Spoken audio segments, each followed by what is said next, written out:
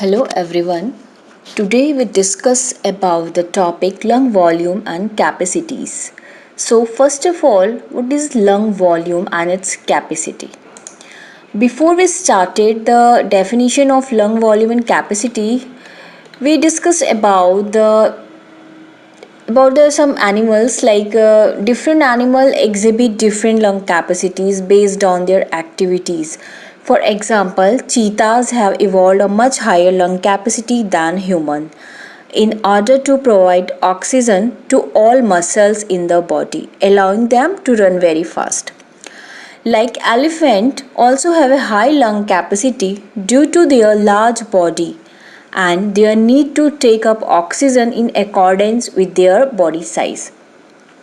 So, human lung size is determined by genetics, gender, and height.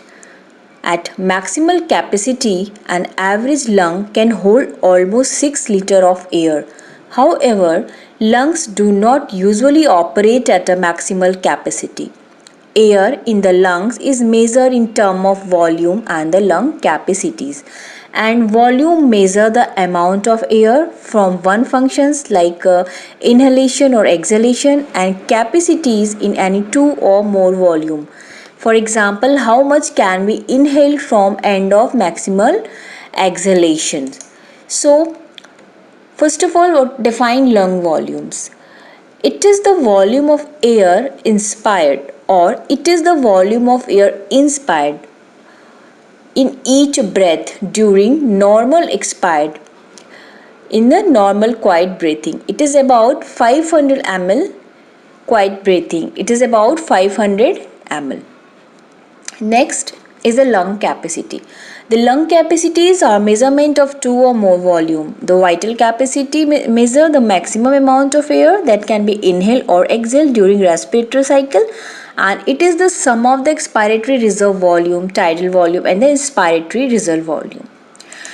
Okay, the amount of air in the lungs can be subdivided into four volume and four capacities. So first is type of lung volume. One is a tidal volume, next one expiratory reserve volume, inspiratory reserve volume, and the residual volume. And the types of capacities: vital capacity, inspiratory capacity, functional residual capacity, and the total lung capacity. Now first is inspiratory reserve volume. In the inspiratory reserve volume, before we started inspiratory reserve volume, we discussed about the tidal volume. Okay, so tidal volume, it is the amount of air that can be inhaled or exhaled during one normal breathing, like 500 ml for men and women. And the next one is the IRV, inspiratory reserve volume. Its name indicates the reserve, means reservoir or restore volume. So it is a maximum volume of air which can be inspired after normal inspirations. It is about 3000 ml. So the next one is the residual volume. It is the volume of air remaining in the lungs after maximal expired, and it is about 1200 ml. Now come to the lung capacity. First is the vital capacity.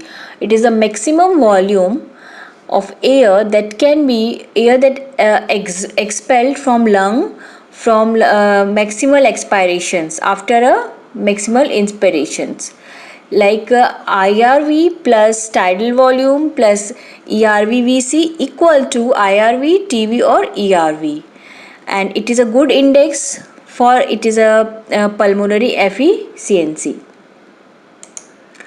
Next is the expiratory reserve volume. It is the maximal volume of air which can be expelled after a expired normal expiration, and it is about the 1100 ml. Next is the functional residual volume, or we can say FSC. It is a volume of air which remain in the lung and resting expiratory level after the normal and expiratory level. FRC is equal to RV plus ERV FRC.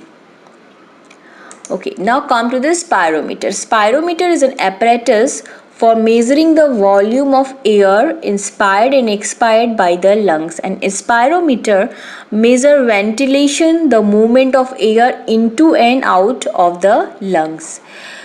So what is spirometry?